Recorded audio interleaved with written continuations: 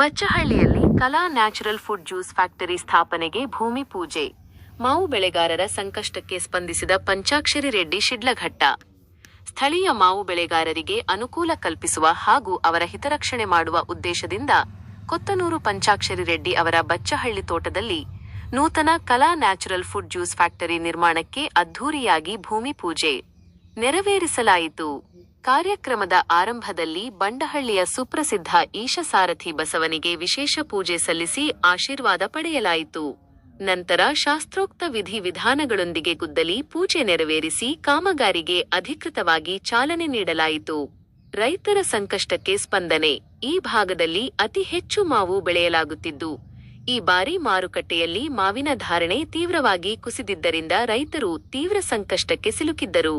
ಈ ಸಂದರ್ಭದಲ್ಲಿ ಪಂಚಾಕ್ಷರಿ ರೆಡ್ಡಿ ಅವರು ತಮ್ಮ ಸ್ವಂತ ಮಾವಿನ ಮಂಡಿಯ ಮೂಲಕ ರೈತರ ಬೆಳೆಗಳಿಗೆ ಉತ್ತಮ ಬೆಲೆ ನೀಡಿ ಖರೀದಿಸುವ ಮೂಲಕ ಬೆಳೆಗಾರರಿಗೆ ಆಸರೆಯಾಗಿದ್ದರು. ರೈತರು ಇಂತಹ ನಷ್ಟ ಹಾಗೂ ಸಂಕಷ್ಟಗಳಿಗೆ ಪದೇ ಪದೇ ಸಿಲುಕಬಾರದು ಮತ್ತು ಅವರ ಬೆಳೆಗೆ ನಿರಂತರ ಮಾರುಕಟ್ಟೆ ಹಾಗೂ ಬೇಡಿಕೆ ಸೃಷ್ಟಿಯಾಗಬೇಕು ಎಂಬ ದೂರದೃಷ್ಟಿಯಿಂದ ತಮ್ಮ ಸ್ವಂತ ತೋಟದಲ್ಲೇ ಈ ಜ್ಯೂಸ್ ಫ್ಯಾಕ್ಟರಿಯನ್ನು ಸ್ಥಾಪಿಸಲು ಮುಂದಾಗಿದ್ದಾರೆ. ನಂತರ ಮಾತನಾಡಿದ ಕೊತ್ತನೂರು ಪಂಚಾಕ್ಷರಿ ರೆಡ್ಡಿ ಅವರು, ಸ್ಥಳೀಯವಾಗಿ ಮಾವಿನ ಹಣ್ಣಿನ ಜ್ಯೂಸ್ ತಯಾರಿಸುವುದರಿಂದ ಬೆಳೆಗಾರರಿಗೆ ಮಾರುಕಟ್ಟೆ ಮತ್ತು ಸಾಗಾಣಿಕೆ ವೆಚ್ಚ ಉಳಿತಾಯವಾಗಲಿದೆ. ರೈತರ ಬೆಳೆಗೆ ಯೋಗ್ಯ ಬೆಲೆ ಸಿಗುವುದರ ಜೊತೆಗೆ ಮಾವಿನ ಉತ್ಪನ್ನಗಳಿಗೆ ಬೇಡಿಕೆ ಹೆಚ್ಚಾಗಲಿದ್ದು, ಸ್ಥಳೀಯ ಯುವಕರಿಗೆ ಉದ್ಯೋಗಾವಕಾಶಗಳು ಸೃಷ್ಟಿಯಾಗಲಿವೆ ಎಂದು ತಿಳಿಸಿದರು. ಕಾರ್ಯಕ್ರಮದಲ್ಲಿ ಜ್ಯೋತಿ ಸ್ವರೂಪ ರೆಡ್ಡಿ, ಲಕ್ಷ್ಮೀ ರೆಡ್ಡಿ, ಸುನಿತಾ ಕುಮಾರಿ, ನಾದಾನಂದಿನಿ, ಸುಕನ್ಯಾ, ಪ್ರಫುಲ್ಲ ಕುಮಾರಿ, ಕೃಪಾನಂದ, ಪ್ರಣವ ಸ್ವರೂಪ ರೆಡ್ಡಿ, ತೇಜಸ್ವರೂಪ ರೆಡ್ಡಿ ಸೇರಿದಂತೆ ಗ್ರಾಮದ ಮುಖಂಡರು, ಸ್ಥಳೀಯ ರೈತರು ಹಾಗೂ ಸಾರ್ವಜನಿಕರು ಭಾಗವಹಿಸಿದ್ದರು. ತೋಳ್ಪಡಿ ತೋಟ ಅಂತ ಹೇಳಿ ಬಚ್ಚಳ್ಳಿ ಹಾಗೂ ಕೊತ್ತನೂರು ಗ್ರಾಮಕ್ಕೆ ಎರಡಕ್ಕೂ ಸೇರುತ್ತೆ. ಇದು ಸುಮಾರು 150 ಎಕರೆ 200 ಎಕರೆ ಜಾಗ. ಹಂಗೆ ಈ ವರ್ಷ ಮಾವು ಬೆಳೆಗಾರರು ಬಹಳ ಕಷ್ಟದ ಒಂದು ಪರಿಸ್ಥಿತಿ ಸಿಕ್ಕಾಕೊಂಡಿದ್ರು.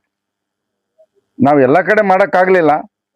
ಏನು ನಮ್ಮ ಶಿಡ್ಲಘಟ್ಟ ಸುತ್ತಮುತ್ತಲು ಚಿಕ್ಕಬಳ್ಳಾಪುರ, ನಮ್ಮ ಬಾಗೇಪಲ್ಲಿ ಕಡೆ, ಮುಳಬಾಗಿಲು ಕಡೆ ಹಲವಾರು ಕಡೆಯಿಂದ ನಮ್ಮ ರೈತರು ಈ ಸರ್ತಿ ಮಾವಿನಕಾಯಿ ತಂದು ನಾವೊಂದು ಹೊಸದಾಗಿ ನಾದಾಸ್ ಫ್ರೂಟ್ ಕಂಪನಿ ಅಂತ ಹೇಳಿ ನನ್ನ ತಂಗಿ ಹೆಸರಲ್ಲಿ ಮಾವಿನಕಾಯಿ ಮಂಡಿ ಓಪನ್ ಮಾಡಿದ್ವಿ.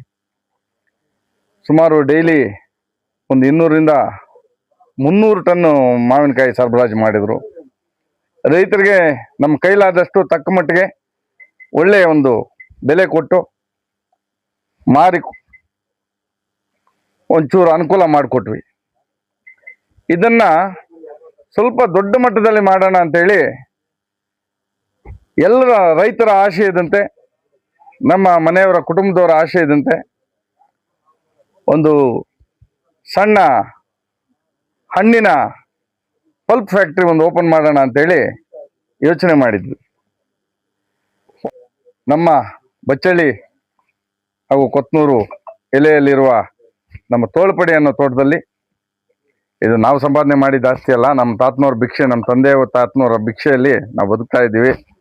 ಈ ಒಂದು ತೋಟದಲ್ಲಿ ಒಂದು ಜ್ಯೂಸ್ ಫ್ಯಾಕ್ಟ್ರಿನ ನಿರ್ಮಾಣ ಮಾಡೋಣ ಅಂತೇಳಿ ಸುಮಾರು ಒಂದು 40 ಕೋಟಿ ರೂಪಾಯಿ ವೆಚ್ಚದಲ್ಲಿ ಮಾಡೋಣ ಅಂತೇಳಿ ಇವತ್ತು ಗುದ್ದಲಿ ಪೂಜೆನ ನೆರವೇರಿಸಿದ್ದೀವಿ.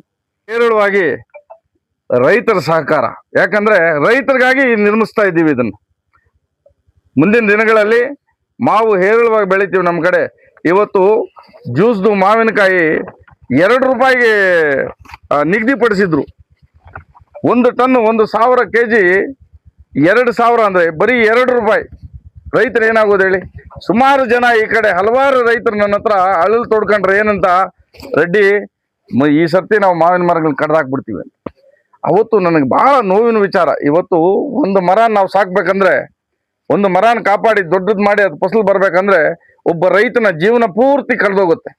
ಅಂಥದ್ರಲ್ಲಿ ಇವತ್ತು ಮರ ಕಡಿತೀವಂದ್ರೆ ಇನ್ನೆಷ್ಟು ನೋವಿನಿಂದ ರೈತನಿರ್ತಾನೆ. ಇದಕ್ಕೆ ಬರೀ ನಾವು ಪ್ರಯತ್ನ ಪಟ್ಟರೆ ಆಗಲ್ಲ, ಸರ್ಕಾರ ಮುಂದಕ್ಕೆ ಬರ್ಬೇಕಿಂತವಕ್ಕೆ. ಸರ್ಕಾರ ಮುಂದಕ್ಕೆ ಬಂದು ಬೆಂಬಲ ಬೆಲೆ ಒಂದು ಫಿಕ್ಸ್ ಮಾಡಿ ಸರ್ಕಾರದ ವತಿಯಿಂದ ಏನು ರೈತನಿಗೆ ಸಾಧ್ಯವಾದಷ್ಟು ಅನುಕೂಲ ಮಾಡ್ಬೇಕಂತೇಳಿ ಈ ಸಮಯದಲ್ಲಿ ನಾನು ಕೋರ್ಕೊಂತೀನಿ.